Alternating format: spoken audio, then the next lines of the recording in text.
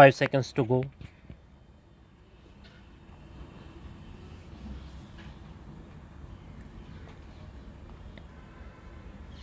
Start.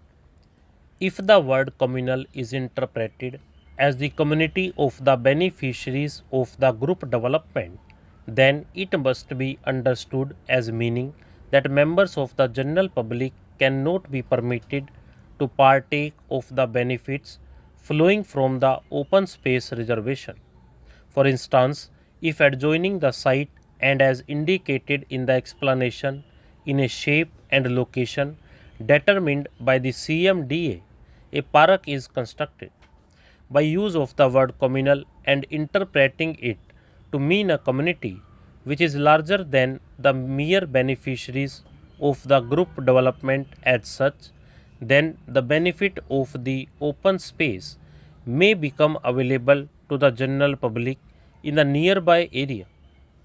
This would have the advantage of facilitating the members of the public avoiding travelling to the areas where there is recreation or open space, as for instance under the zoning requirements.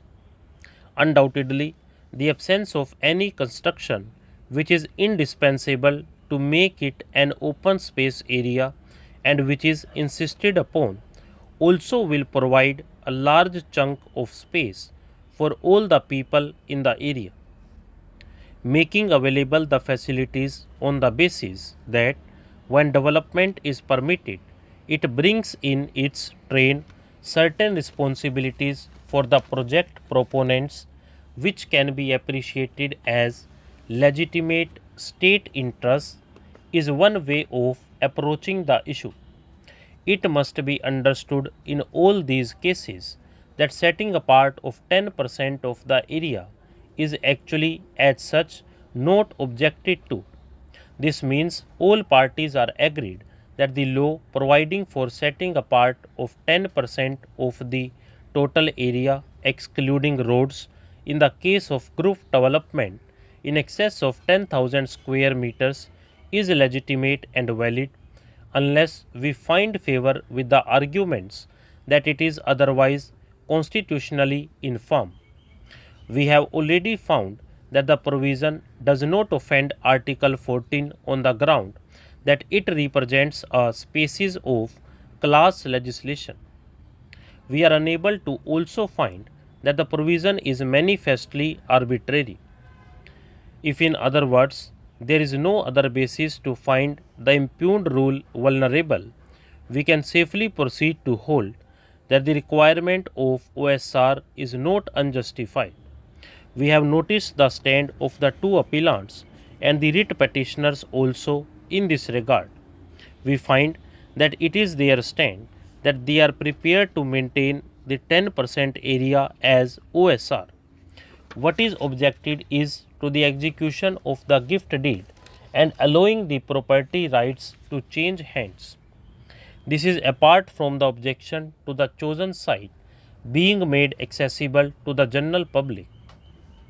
We have noticed that in Pandit Chetram Vasishta Supra, this court has held that in the absence of valid provision under which the gift in the said case could be sported, the mere resolution was not sufficient.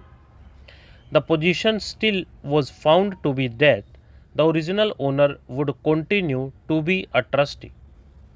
He cannot transfer or change the nature of the property.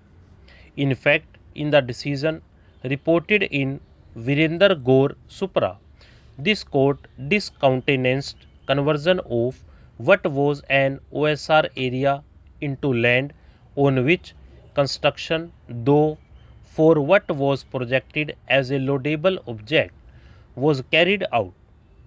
We are of the view that bearing in mind the laudable object, the law relating to town planning, which has been the very basis for our reasoning, otherwise, we must clarify that what the rule and the regulation mandatorily stipulated was the dedication and maintenance of 10% of the area for communal and recreation purposes area only. There is inviolable duty on the part of all, including the local body. Stop.